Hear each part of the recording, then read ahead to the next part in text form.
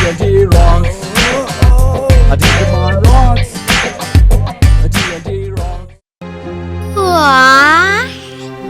ബോറടിച്ച് ചാകുന്ന ലോകത്തെ ആദ്യത്തെ ആള് ഞാനായിരിക്കും.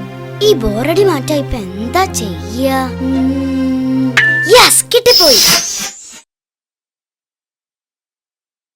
തൽക്കാലം ബോറടി മാറ്റാൻ എന്തെങ്കിലും കഴിക്കാം, എന്നിട്ട് ആലോചിക്കാം എന്തു ചെയ്യണമെന്ന്. കഴിക്കാൻ ദോശ, പുട്ട്, ഇഡ്ഡലി, അപ്പം. സാറിന് എന്താ വേണ്ടത്? എനിക്ക് കഴിക്കാൻ ദോശ മതി, പിന്നെ സാമ്പാറും ചമ്മന്തി. പിന്നെ ഒരു കാര്യം, ദോശ നന്നായി മൊരിഞ്ഞിരിക്കണം, ഡാൽഡ പാടില്ല, ഒറിജിനൽ പശു നെയ്യ് തന്നെ ഒഴിക്കണം, പിന്നെ നല്ല ചൂടുണ്ടാവണം. പിന്നെ സാമ്പാറിന്റെ കാര്യം, എനിക്ക് വഴുതനയും വെണ്ടയ്ക്കും ഇഷ്ടമല്ല, പകരം മുരിങ്ങക്കായും ക്യാരറ്റും മതി. മുരിങ്ങക്കായ 3 സെന്റിമീറ്റർ നീളത്തിലുള്ള 3 മതി. ക്യാരറ്റ് 2 സെന്റിമീറ്റർ നീളേ പാടുള്ളൂ. പരിപ്പ് നന്നായി വെന്തിരിക്കണം, കായം കുറച്ച് മതി.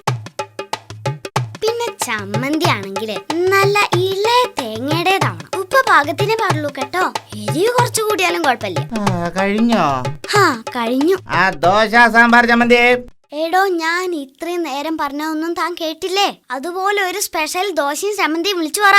മോനെ, ഈ പറഞ്ഞ പോലുള്ള സാമ്പാർ ഉണ്ടാക്കാൻ 5 രൂപ അധികമാവും. അതെന്തിനാടോ 5 രൂപ അധികം? അതെ, ഈ 3 സെന്റിമീറ്റർ നീളമുള്ള മുരിങ്ങക്കായും 2 സെന്റിമീറ്റർ ഉള്ള ക്യാരറ്റും ഒക്കെ മുറിക്കണമെങ്കിൽ ഒരു സ്കെയിൽ കൂടി വാങ്ങേണ്ടി വരും. അതിനാ 5 രൂപ. സ്കെയില് ഞാൻ കൊണ്ടുവന്നിട്ടുണ്ട്.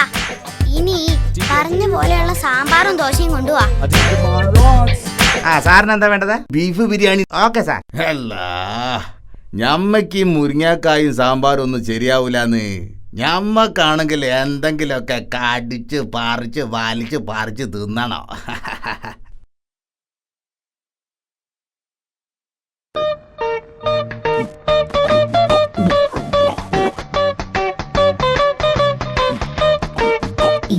ഒരു കാര്യം പറയാണ്ടായിരുന്നു. ഭക്ഷണം കഴിക്കുമ്പോ മിണ്ടാൻ പാടില്ല എന്ന് അറിഞ്ഞൂടെ? മിണ്ടാണ്ട് കുത്തിരിയടാ.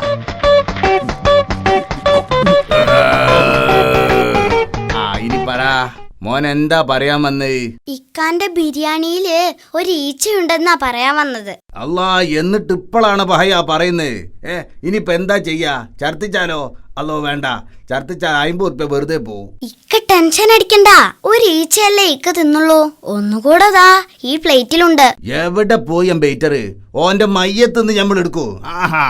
ഈച്ചാൻ ഇട്ടിട്ടാണ് ബീഫ് ബിരിയാണി ഉണ്ടാക്കുന്നത്. നമുക്ക് എന്റെ ഇക്ക, പ്ലേറ്റിൽ ഒരു പോത്ത് ചത്ത് കിടന്നേ ഇക്ക തിന്നു. അതിന്റെ അടുത്തൊരു ഈച്ച ചത്ത് കിടക്കുന്നത് എന്താ ഇത്ര കുഴപ്പം? പോത്തിന്റെ പുറത്ത് ഈച്ച ഉണ്ടാവില്ലേ?